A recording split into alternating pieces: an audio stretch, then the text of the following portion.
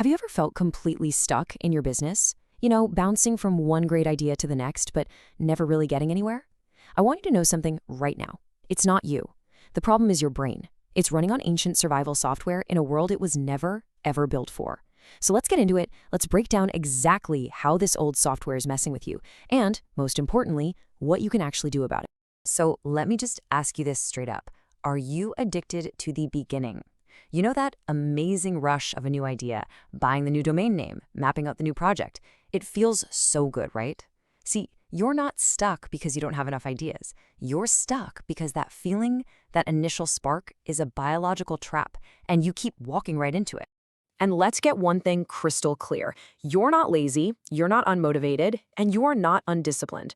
You are a modern entrepreneur who is literally fighting a Stone Age brain. Your brain's #1 job is just to keep you alive. That's it. It's not to make you happy, and it's definitely not to make you rich. And once you really get that, once you understand who the real enemy is, well, that's when you can start to fight back. Okay, so let's break down the first of these big biological traps. We're going to call it being addicted to beginnings. Now, you've probably heard of it as shiny object syndrome, but understanding what's really going on under the hood, well, that's the key to finally beating it. So here's the science, right? When you start something new, your brain just floods you with a hit of dopamine, and it feels incredible. But the second things get difficult, the moment that shiny newness starts to wear off, your brain starts screaming, "This is a threat, this is hard, abort mission." So what do? You quit, and you go looking for the next new thing just to get that dopamine fix again. So this is really the whole thing in a nutshell. Your brain is hardwired to mistake new for good.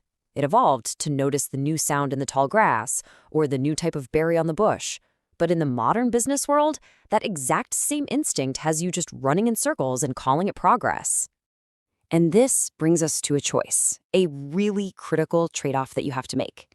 You can be the dabbler, you get to experience all the fun of starting lots of things, or you can be the master and experience the incredible upside of actually finishing one thing. But here's the catch. You can't be both. You have to pick one. All right, let's move on to the second trap, because this builds on the first one. This one's all about fear, but not rational fear. This is about being afraid of ghosts, of dangers that your brain is literally just making up. We're talking about analysis paralysis. You know that feeling, right? You're just frozen. You can't make a move because you're trying to figure out every single possible outcome. But listen, this isn't a character flaw. It's just another one of those evolutionary glitches. Just think about it this way. For thousands and thousands of years, the humans who survived were the pessimists. They were the cautious ones who heard a rustle in the bushes and assumed it was a predator. And guess what? They lived. The optimists, the ones who thought, oh, it's probably just the wind, they got eaten. You have inherited the pessimist's brain. And that's fantastic for avoiding tigers, but it is terrible for launching a new business. And this right here is the big disconnect. Your brain literally cannot tell the difference between social rejection and mortal danger.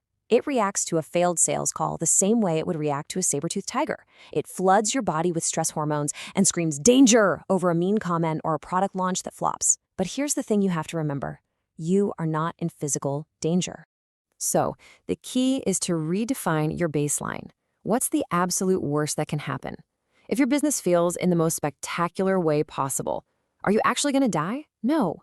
The absolute worst case scenario for almost all of us isn't death. It's what? Being embarrassed for a bit? Maybe having to sleep on a friend's couch for a month? Once you really truly accept that, the fear loses all of its power.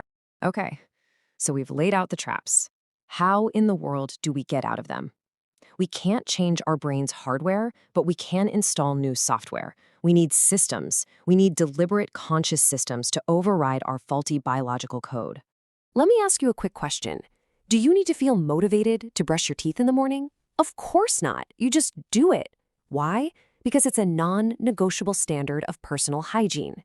Your business needs to become like brushing your teeth.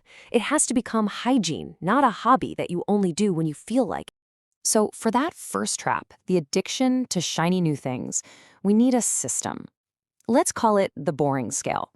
This is all about retraining your brain to see boring as a good sign, not a bad one. And here is the rule. It's super simple. You are not allowed to judge a new business idea or quit the one you're currently working on until you have put in 100 hours of real focused work. That's it.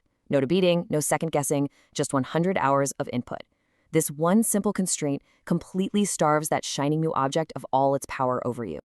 This totally flips what we're all taught on its head. We're told to follow our passion and success will come. That's actually a lie. The truth is, success creates passion. Think about it. Billionaires don't do a million different things. They do the same boring things day in and day out with extreme discipline for years. So here's the trade. Be willing to be bored for a couple of years so you can be rich for a lifetime. Okay, let's tackle that second trap, the fear of ghosts. For this, we need a logical tool, something to defang those irrational anxieties. And we're going to call this one the fear calculator. Here's exactly how this system works. You take that big, scary fear and you plot it out on a simple grid. First box, what is the absolute worst-case scenario?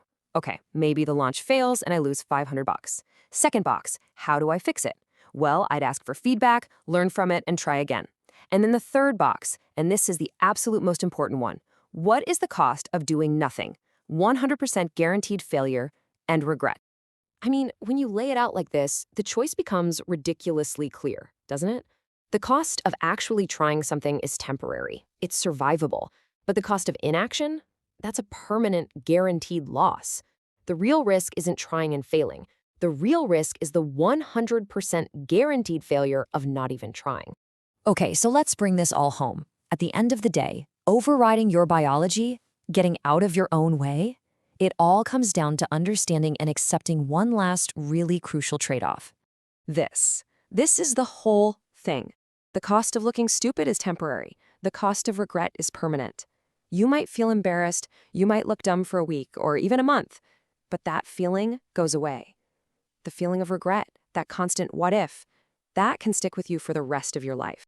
So the next time you feel paralyzed by fear or you're tempted by that next shiny object, I want you to apply this one simple filter. Call it the deathbed test.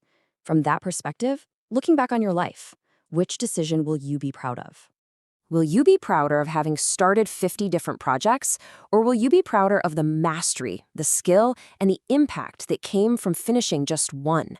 The answer to that question will tell you exactly what you need to do next. And that's really what I want to leave you with. Your brain wants certainty. It craves safety. But growth, success, wealth, fulfillment, all the good stuff in life is hiding behind the door marked uncertainty. The people who win aren't fearless. They just understand the math of this trade-off, and they're willing to walk up to that door and turn the handle.